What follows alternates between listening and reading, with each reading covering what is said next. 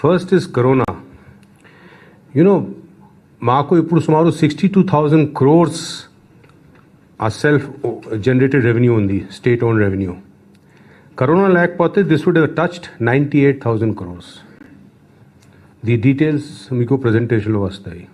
The first part is this, our own revenue is down because of Corona. The other thing which is different is, again, Omicron is going to come.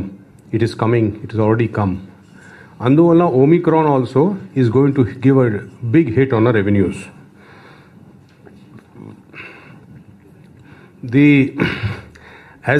Our human resource expenditure, that is employee expenditure, as a percent of budget is one of the highest in the South India as well as in India. Now, when ee paristhiti lo, how to balance between giving something to employees and to the people? There are people schemes. So how to do a balance between these two? This is what the government has done, and this is what the government did in 2008 also. During the 2008, our self-generated revenue was increasing exponentially. We didn't know how it was increasing so much. So, number one, context chala different undi. In this context, how to balance to give the right amount of increase to the employees, to the officers, and to the people, and to do public works, infrastructure works. So basically, budgeting and PRC is balancing this only. So how do you balance this? The outcome ante is a result of this balance. You could always say you got to give in more, but then something has to be taken away from somewhere. Look at it holistically. If you look at it as a system where there are all these groups of people whose needs have to be met, how do you balance it? Keeping that in view, this is the way to optimize it. So we did an optimization, and all these things, Honorable CM also held detailed discussions. He went through each and everything. He developed such insights into this, and then this balancing act was done in a holistic fashion. Now, even with this, the impact of PRC is a lot. The details our finance team will tell you. We have given a lot of benefits despite Corona. 17,000 crores was given as interim relief. The philosophy of interim relief is PRC delay అవుతుంది అందువల్ల మధ్యలో కొంచెం relief ఇవ్వాలి. ఆ relief అంటే interim relief. Interim relief is never a part of salary. You cannot call interim relief a part of salary. On top of that, you get DA for increase in prices. So interim relief was given 17,000 crores, and this interim relief always adjusted against DA or against the arrears. Adi GO lo kuda undi, original interim relief GO lo. So the philosophy of interim relief is that PRC delay avutundi, ee maj kalamlo as an interim, ee majlo interim relief istunaru. 17,000 crores had to be adjusted. So when you compare the pay scale, ma pay scale as on 1/9/2018 and today, దాంట్లో DA add చేస్తే ఈ రోజు కూడా DA add చేస్తే ఎంత difference ఉంది. And as we have done calculation for all employees, they have a very good data set, Shashi and others. If you compare those two, there will be no decrease in the gross salary being taken away by any employee. In fact, I would also say if you add the interim relief, there will be no reduction. That very soon will show you the data. We have run these scenarios on our systems of all the employees, and this is what has the result. So no employee.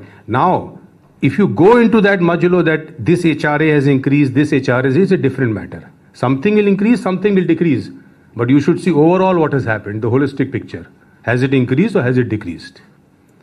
That is what should be seen. Then you are getting DA also on top of that.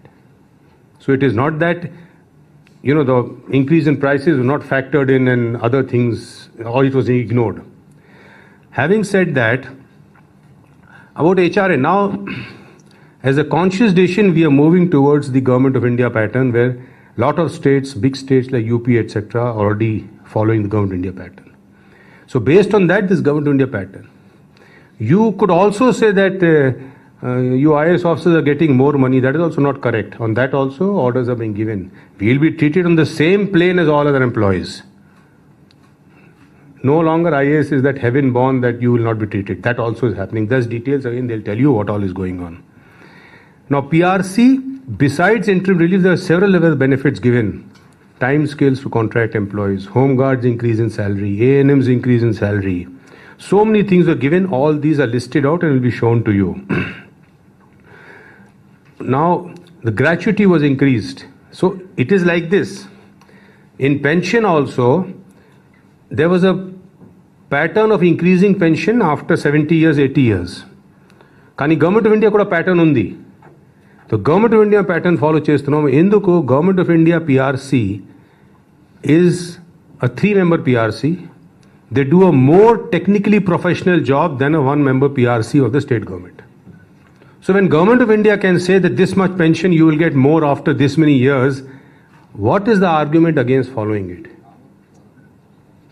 Then if you look at the small print, the medical allowance for pensioners, all that has increased. The small print of that, if you see, that has increased.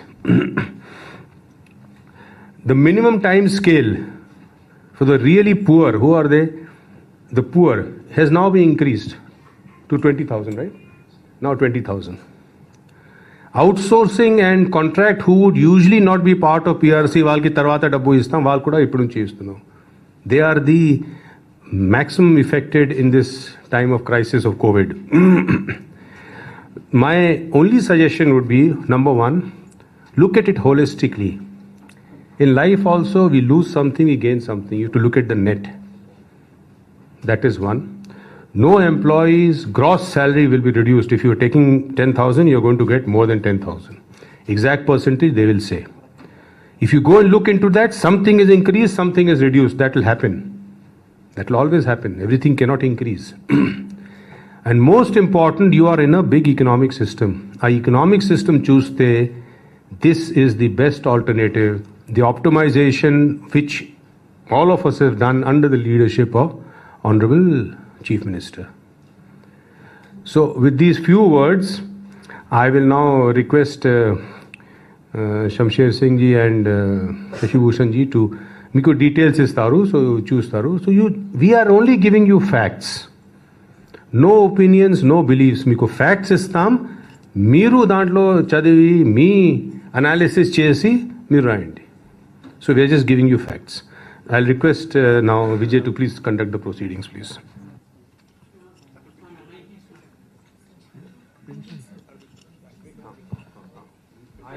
Actually, I forgot one thing was, now look at the retirement age. We are the first state in the country to realize that the average death rate is increasing. People at 60 are willing to work, are fit to work and have a fund of competencies. So why not use it for another 2 years? So we are doing that. Now you could say employment is coming down. No way. 15,000 people were recruited in the village and ward secretariat. Look at the health and education sector. All of you will agree at this point the country requires very healthy and educated people. Look at our expenditure on health and education. So just to say that we have not done that is not correct. And third, look at the direct benefit transfer schemes. Look at US. They gave $6,000 direct benefit transfer like a country like US. So direct benefit transfer is the thing when you have such a big pandemic throughout the world like COVID. A child who has not studied for 2 years, whose brain has not developed, is not healthy, is irreversible. That child cannot, those 2 years will never come back to the child. Whole life that child will have less opportunities to progress in life. So again I tell you, look at the philosophy of the thing, look at it in a holistic way, see the data, make your analysis and then see how within the framework it comes. Thank you.